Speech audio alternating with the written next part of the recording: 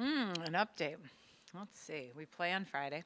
Uh, I I feel like a broken record, but I love this group. I just think, we had individual meetings yesterday, and they love each other, and I think that is the best thing I can say about a group is the freshmen love the older players love the freshmen. All that is great.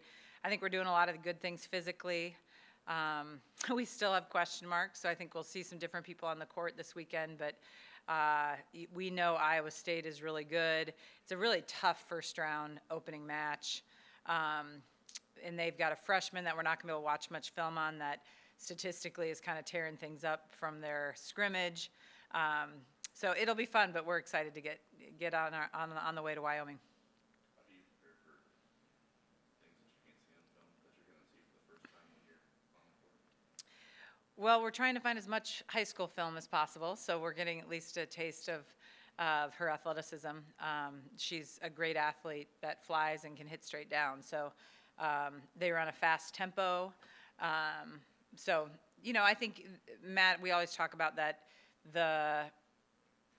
the first matches when we don't have a ton of film is about adjustments. They're going to have to adjust to us because they're going to be new things that we're doing. And the same thing, you have a pulse of offenses that teams run and some things that are characteristic to a program that you can lock into. But if she's hitting all line, we've got to adjust. If she's hitting all cross, those are things that we're going to just have to be able to do defensively and hopefully figure it out as we go along.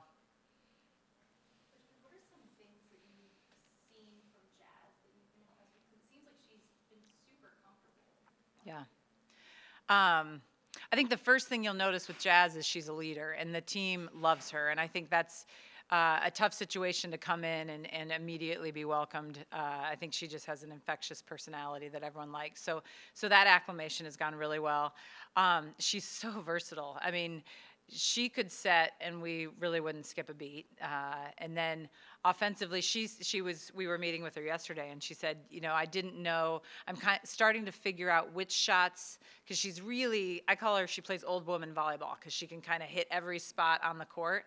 And she said, I'm figuring out which of my shots are falling at this level, and which ones I need to maybe put in my back pocket and not use as much. So she's just she's a high volleyball IQ kid.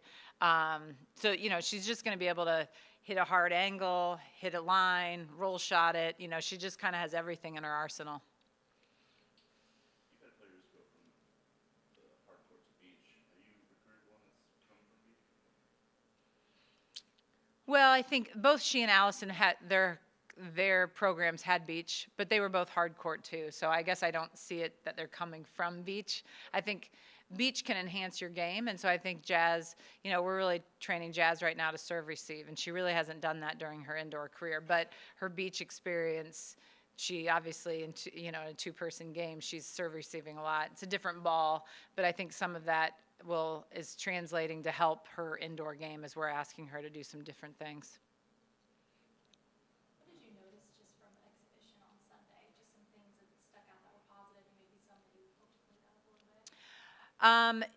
Some of the schemes that we run, I realized we hadn't trained yet in practice. So I mean, at one point early in the match, I'd made a decision that I wanted to make some blocking adjustments, and I hadn't told Ava, we hadn't gone to that specific of a training. So, you're making a list. I'm trying to tell her on the court. I was telling her I almost called a timeout at 5-5 just to kind of talk to her about what I was wanting to do, because she was giving me this look of like, what are you talking about? So some of that stuff is important to kind of get in and, different scenarios. I thought, I think everything starts with serve and pass. So, I thought we were solid in those areas. That's always going to be an area that I think we can get better at.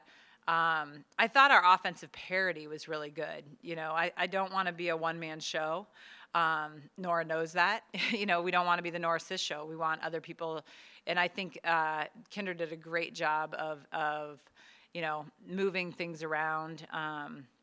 But, again, there's always little things. I thought we had missed some defensive balls. We weren't in the right location. We need to get more comfortable with our defenses so that everyone knows who's responsible for what. And some of that's just going to take time. There's obviously a lot of expectations coming into this season, ranked number one in the conference.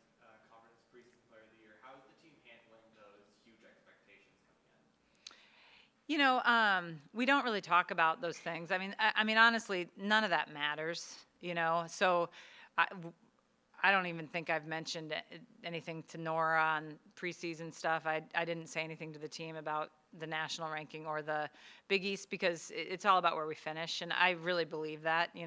We all know preseason rankings often are just predicated on how you did the year before. So long story short, we always know within the Big East we have a target on our back, and so I think that's a familiar feeling for this group, and I think they lean into that they've earned that opportunity to feel that way.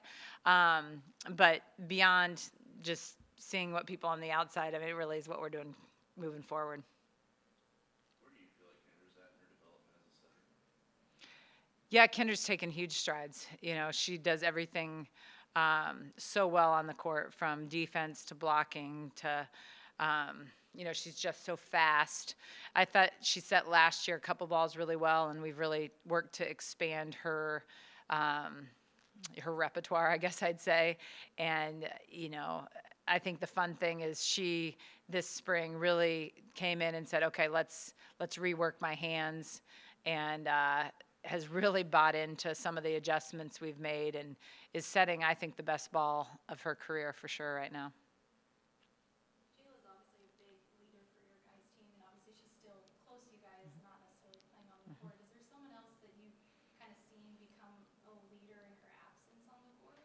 It's a great question, and we had individual meetings yesterday, and I think it's kind of cool, but it's different people. I don't think it's a singular person. I think it was last year. I think it was Jayla. If things were stressed, she was the one to talk. But what people have said is, and we didn't hit a ton of stress against South Dakota, but we did hit some, and it varied on who was going to do it.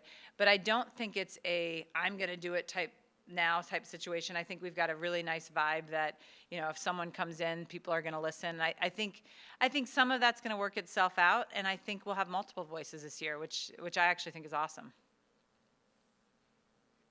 How much are you guys looking forward just to starting the season and getting to play against a really kind of high-quality opponent in Iowa State?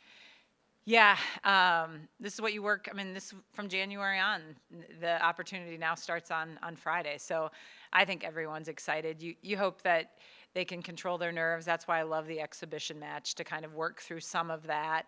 I've never played at Wyoming, so obviously none of our team has. So it'll be fun, and yeah, I'm excited to get on the road with this group.